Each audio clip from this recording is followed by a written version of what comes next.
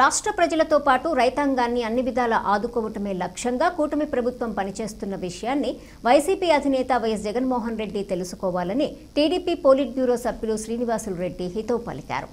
రాష్ట్రం కోసం, రాష్ట్ర అభివృద్ధి కోసం, రైతుల కోసం ఈ ప్రభుత్వం నిరంతరం పనిచేస్తూ ఉందనే విషయాన్ని మాజీ ముఖ్యమంత్రి జగన్మోహన్ రెడ్డి గారు తెలుసుకోవాలి.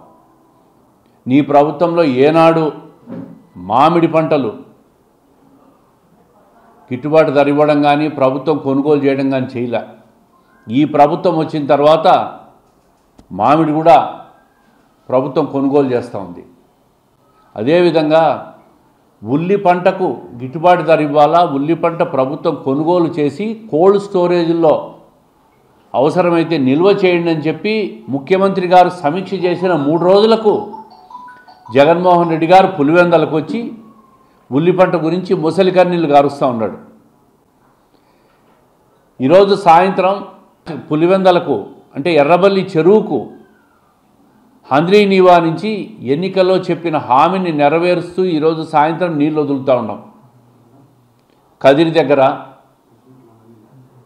పాలసముద్రం అనే గ్రామం దగ్గర హంద్రీనీవా నుంచి పులివెందల ఎర్ర చెరువుకు నీళ్ళు వదులుతూ ఉంటే జగన్మోహన్ రెడ్డి గారు నల్లపురెడ్డిపల్లి అనే ఒక గ్రామానికి పోయి చెరువులో జలహారతి పడతాడు.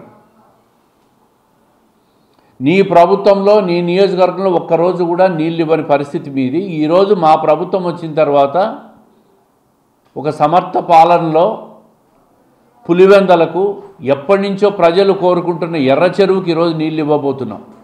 ఎన్నికల్లో చెప్పిన హామీని నిలబెట్టుకుంటున్నామని చెప్పి ప్రతిపక్ష నాయకుడు గుర్తుపెట్టుకోవాలి.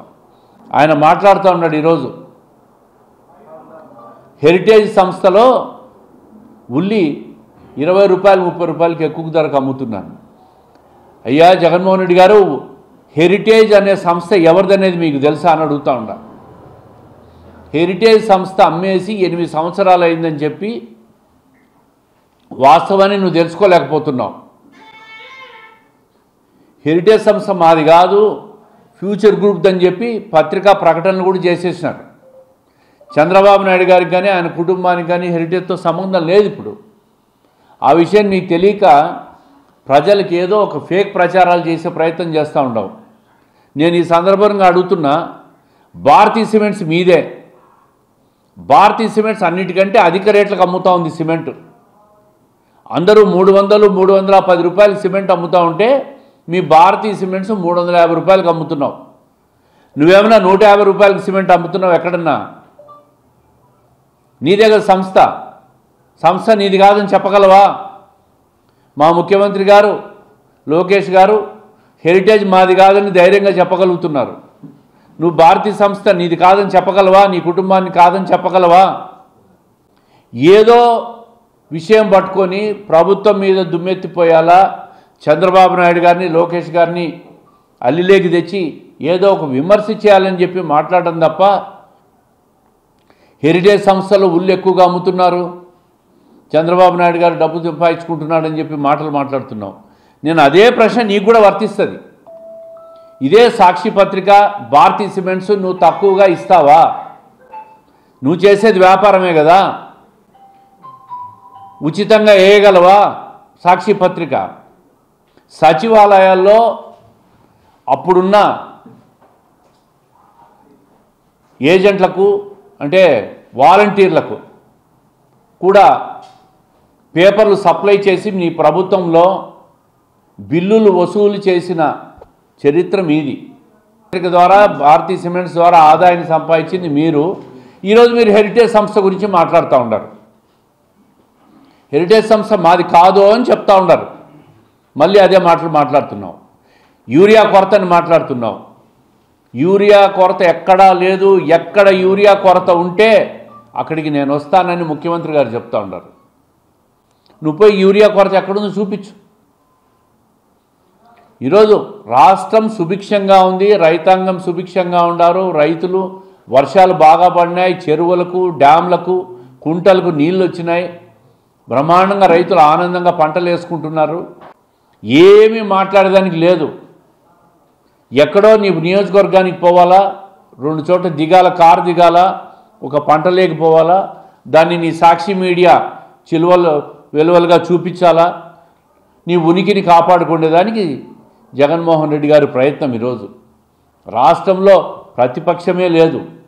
నీకున్న 11 సీట్లకు ప్రతిపక్ష హోదా నాకు ఇస్తే అసెంబ్లీకి వస్తానని మాట్లాడుతున్నావు. ప్రతిపక్ష హోదా సాంకేతికంగా రాజ్యాంగపరంగా నీకు రాదని తెలుసు. అసెంబ్లీకి రాను అనకుండా నాకు ప్రతిపక్ష హోదా ఇస్తే వస్తానని మాట్లాడుతున్నావు. ఎట్లా వస్తుంది నీకు ప్రతిపక్ష హోదా? నీకు రాదని తెలుసు.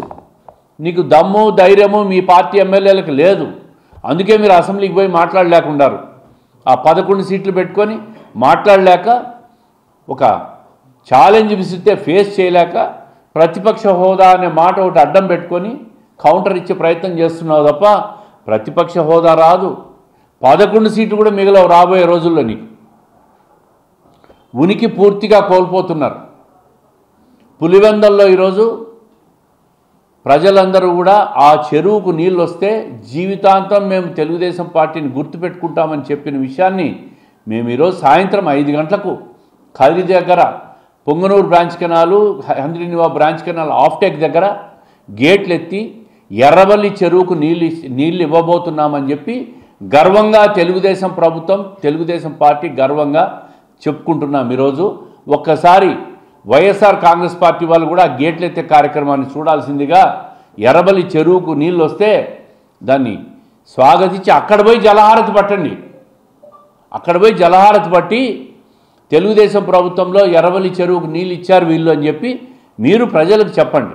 అంతే తప్ప ప్రభుత్వం మీద బురద వేయడం, చంద్రబాబు నాయుడు గారి మీద బురద వేయడం, లోకేష్ గారి మీద బురద వేయడం, హెరిటేజ్ని తీసుకొచ్చి మాయమాటలు చెప్పి ప్రజలకు ఒక ఫేక్ ప్రచారాన్ని చేసే ప్రయత్నం చేయొద్దని చెప్పి తెలియజేస్తూ ఉంటాం.